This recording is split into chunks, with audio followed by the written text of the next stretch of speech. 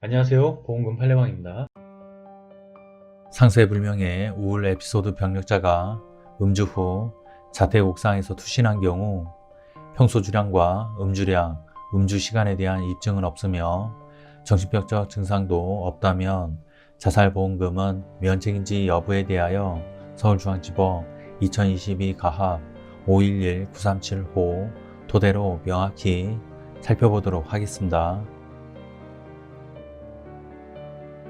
기초사실, 망인은 2017년 11월 3일 06시 50분경 동해시 L아파트 앞 화단에서 추락하여 사망한 채 발견되었습니다. 재판부의 판단. 쟁점, 망인이 고의로 자신을 해쳤는지 여부에 관한 판단. 망인은 이 사건 사고 당시 고의로 자신을 해쳤다고 봄이 타당합니다. 상세한 이유는 다음과 같습니다. 망인은 이 사건 사고 당일 04시 28분경 혼자 검은색 봉지를 들고 위 L아파트 엘리베이터에 탑승하여 14층에서 내렸고 이후 14층에 올라간 사람은 없었습니다. 위 아파트 옥상에서는 검은색 봉지 안에 소주병과 망인이 피운 담배꽁초가 발견되었습니다. 망인은 이 사건 사고 당일 망인의 여자친구와 이별에 관한 내용의 카카오톡 메시지를 주고받았습니다. 또한 망인은 이 사건 사고 당일 05시경 망인의 어머니와 누나 등 가족에게 전화를 걸어 여자친구와 이별한 문제 등으로 사는 것이 힘들다고 말하였습니다. 이 사건 사고를 조사한 강원 동해경찰서는 망인이 우울증을 앓아오던 중 이병 및 여자친구 문제 등으로 상심하여 투신 자살한 것으로 보인다고 판단하고 내사종결하였습니다. 쟁점, 망인이 자유로운 의사결정을 할 수 없는 상태에서 고의로 자신을 해쳤는지 여부에 관한 판단. 유리한 사실 내지 사정. 망인이 이 사건 사고 전일과 당일에 술을 마신 사실. 2017년 5월경부터 상세불명의 우울 에피소드 등으로 진료를 받은 사실은 각 인정됩니다.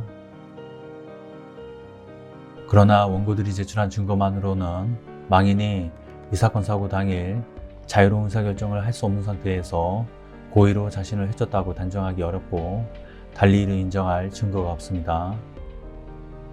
상세한 이유는 다음과 같습니다. 불리한 사실 내지 사정. 우울증이 있는 사람이 자살한 경우 우울증으로 인한 우울감, 절망감, 비관적 사고 등이 부정적인 인지 왜곡을 일으켜 자살 시도 당시의 판단력에 부정적인 영향을 미쳤을 수 있지만 우울증이 있다는 사정만으로 자유로운 의사결정이 아닌 상태에서의 자살이라고 단정하기는 어렵고 우울증의 악화 여부에 따라 판단력 또는 분별력의 장애 정도가 달라질 수도 있습니다.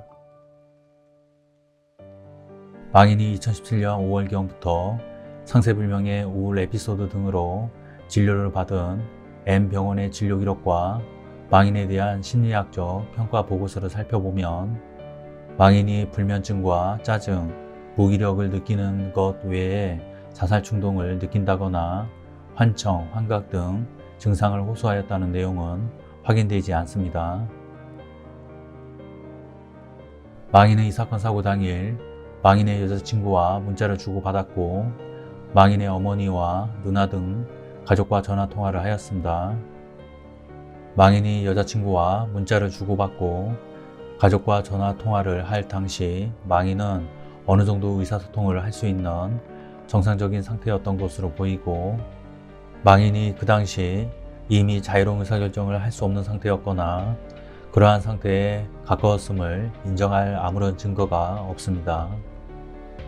망인의 주량과 실제 음주량, 실제 음주 시각 등을 정확히 알 수 없는 이상 망인이 이 사건 사고 당시 자유로운 의사결정을 할 수 없을 정도로 만취 상태였다고 단정하기 어렵습니다. 원고들은 이 사건 사고 당일 망인이 정신과 치료를 받고 졸피뎀 등을 복용하였다고 주장하나 이를 인정할 아무런 증거가 없습니다.